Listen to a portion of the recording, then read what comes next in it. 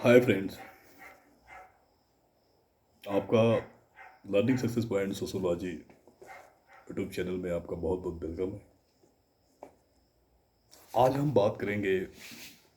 अभी तक हम थिंकर के बारे में बात कर रहे थे, लेकिन आज हम बात करेंगे इंट्रोडक्शन टू सोशोलॉजी, समाजशास्त्र का परिचय। इंट्रोडक्शन टू सोशोलॉजी आपको यूजी में भी पढ़ाया जाता है और आपको एमए में भी पढ़ाया जाता है। इससे पहले आपको 12वीं में भी इंट्रोडक्शन ऑफ सोशोलॉजी का कोर्स कराया जाता है।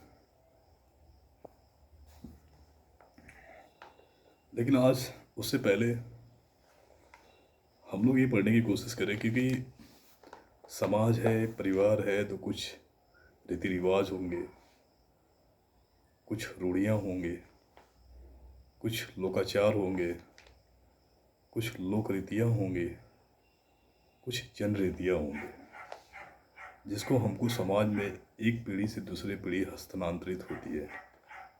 अगर समाज में रहना है तो, परिवार में रहना है तो कुछ रीति रिवाज, कुछ कानून आपको पालन करना ही होगा।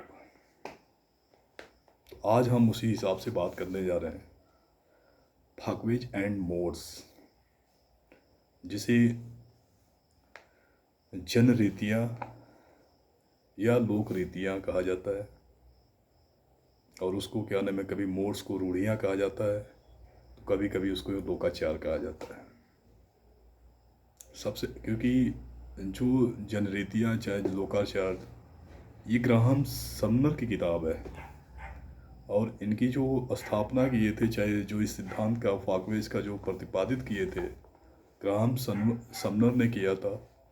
और उनकी एक बुक थी फाकवेज के नाम से, फाकवेज के नाम से थी। उन्होंने ये क्या नाम है कि उसमें उस जन रीतियाँ, रूढ़ियाँ, लोकाचार, इन सबों की बात की थी। क्योंकि सर्वप्रथम इस शब्द का प्रयोग 1960 में ग्राहम समनर या समन भी इनको नाम लिया जाता है, ने अपनी पुस्तक फाकवेज में प्रतिपादित किया था। शाब्दिक दृष्टि से जनवृत्ति दो शब्दों से मिलकर बनी है, फाक तन वेज, जिसका अर्थ क्रमशः फाक मतलब जन तथा मतलब रीति, अर्थात जो लोग रीति रिवाज को पालन करते हैं उसे जन रीतियाँ कहा जाता है। इसी तरह आगे चल के उन्होंने, ग्राहम समनर ने उसके बारे में बहुत बातें भी की, जो बताया भी, जो मैं आपको डिफाइन करने जा रहा हूँ। ये चीज़ तो क्लियर हो गई कि उन्होंने इस शब्द का सर्वप्रथम प्रयोग 1960 में ग्राहम समनर ने अपने पुस्तक फाकवेज के रूप में प्रतिपादित किया। यह दो शब्दों से मिलकर बना है, फाक धन वेज, जिसका अर्थ क्रमशः होता है जन धन रीतियाँ, अर्थात जन रीतियाँ। समनर ने, जिनका पूरा नाम विलियम ग्राहम समनर है, कभी कभी मैंने पहले भी कहा कि इनका नाम कभी कभी ग्राहम सम भी इनका नाम रखे हैं, लेकिन इनका जो मेन ओरिजिनल जो नाम है इनकी, विलियम ग्राहम समनर है। इन्होंने समाज में विभिन्न प्रकार के नियमों, कानूनों, मान्यताओं, आदर्शों एवं व्यवहारों को लोक रीति एवं लोकाचार की श्रेणी में रखा है।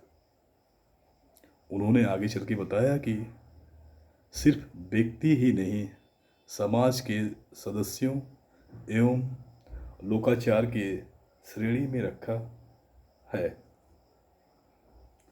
उन्होंने आगे चल के बताया कि सिर्फ व्यक्ति ही नहीं, समाज के सदस्यों एवं व्यक्तियों का नियंत्रण एवं संचालन भी लोक रीति और लोकाचार के माध्यम से होता है। जैसे मैंने पहले भी कहा कि कुछ चीज़ें रीति रिवाज होती है, जो नियम कानून होती है, आदर्श होते हैं, वैल्यूज होती है, ये सिर्फ व्यक्ति को ही बांध के नहीं रखती है। ये समाज में भी, ये व्यक्ति ही नहीं, जो समाज के सदस्यों एवं व्यक्तियों को नियंत्रण और संचालन में लोक रीति और लोकाचार के माध्यम से होता है। लोक रीति का तो कभी लोक रीति का तो कभी कभी पालन भी नहीं करते हैं।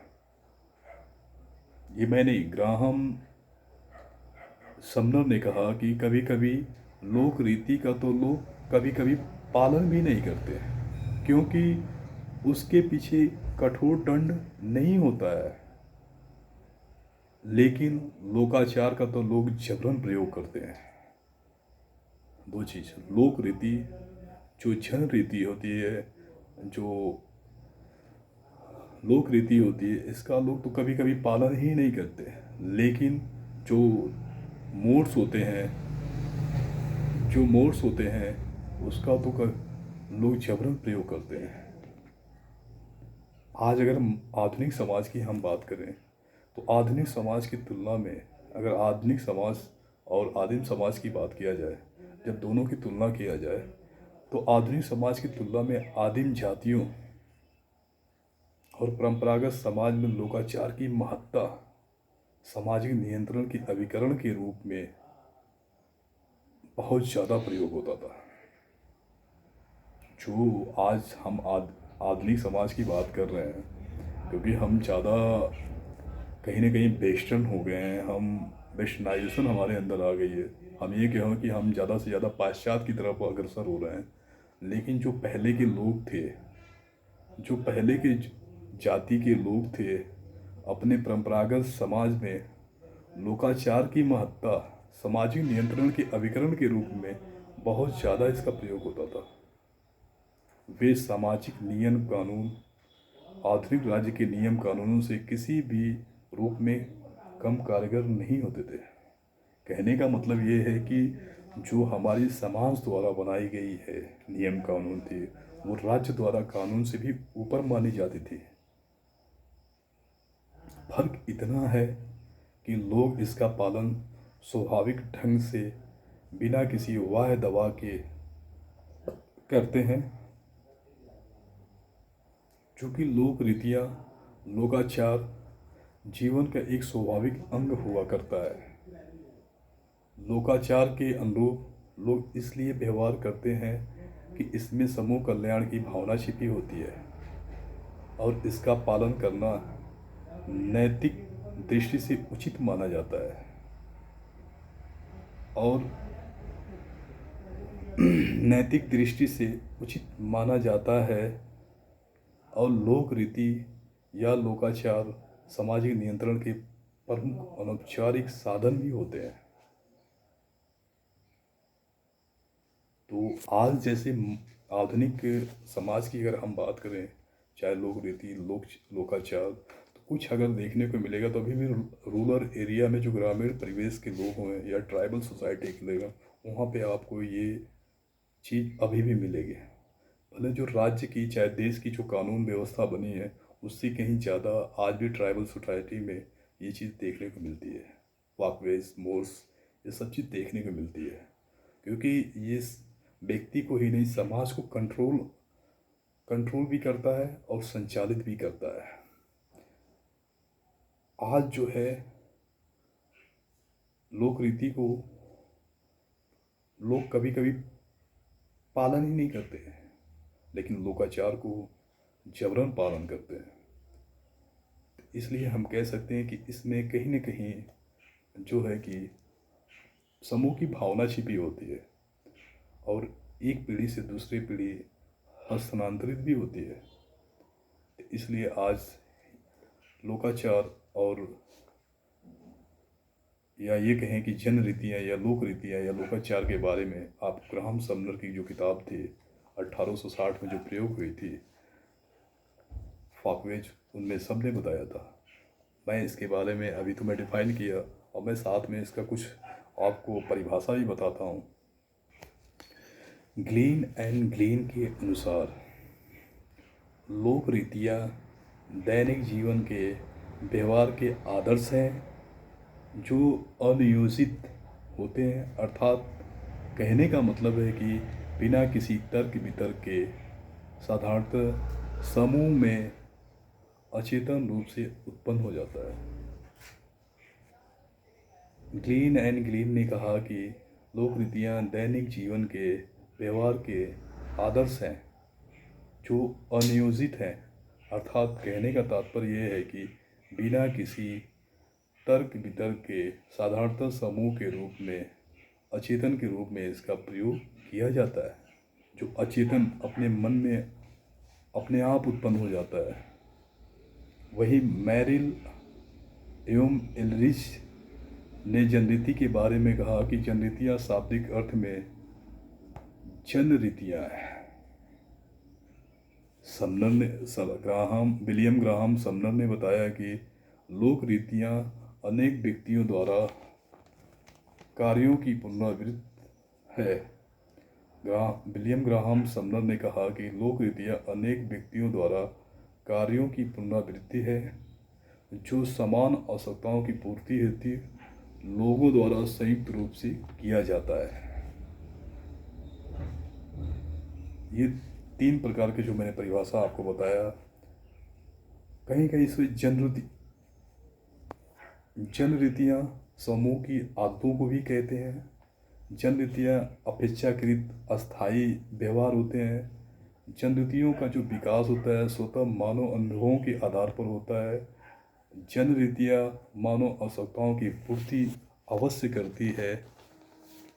तो जन रीतियाँ जिसे लोक रीतियाँ भी कहा जाता है। लोकाचार समाजशास्त्र में मोर्स शब्द का प्रयोग भी ग्राहम विलियम समनर ने किया था। मोर्स अर्थात रूढ़ियाँ की बात होती है, जो लैटिन भाषा के मॉर्स शब्द से बना है, जिसका अर्थ प्रथा से होता है। समनर ने कहा कि जब जनरीतियाँ में समूह कल्याण की भावना जुड़ जाती है तब जनरीतियाँ रूढ़ियों का रूप ले लेती है। वहीं पे लुमले ने कहा कि लोक रीति उस समय लोकाचार बन जाती है जब उसके साथ कल्याण की तत्व मिल जाता है। तो ये थी लोकाचार या जनरीतियाँ। मैंने पहले भी कहा कि आप अगर इसको देखना चाहते हैं तो ट्राइबल सोसाइटी, जो भी हमारे भारत में या फिर वर्ल्ड में जो भी ट्राइबल सोसाइटी है, किसी का भी स्टडी आप ये करेंगे, उसके बारे में जानने का प्रयास करेंगे, तो आपको ये चीज़ें बिल्कुल लगेगा कि हाँ, जो समूह की जो भावना है वो उसमें छिपी होती है और ये जो मानव में होता है ये अचेतन रूप से अपने आप उत्पन्न हो जाती है।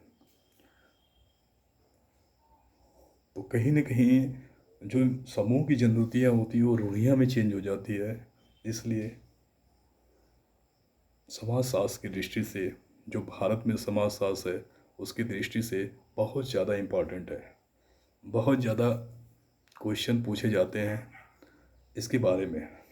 फाकविज हमेशा कुछ क्वेश्चन पूछा जाता है, चाहे कोई भी कम्पिटिटिव एग्ज़ाम हो उसमें ये चीज़ पूछा जाता है कि फाकविज किसकी बुक से है। ग्राहम विलियम समनर का आगस्ट क्रांत वगैरह वगैरह जो भी देता है, लेकिन आप जब पढ़ेंगे तभी किस सन में पब्लिकेशन होता है ये सब पूछा जाता है। फिर पूछा जाता है कि जो जनरीति होती है या लोक रीति होती है क्या वो अस्थाई व्यवहार है। हाँ, अस्थाई व्यवहार है। क्या वो अपने आप उत्पन्न होती है या फिर देखी देखा उत्पन्न होती है। तो अपने आप वो अचेतन, जब अचेतन की बात होती है तो अपने आप मन में उत्पन्न होती है। तो ये थी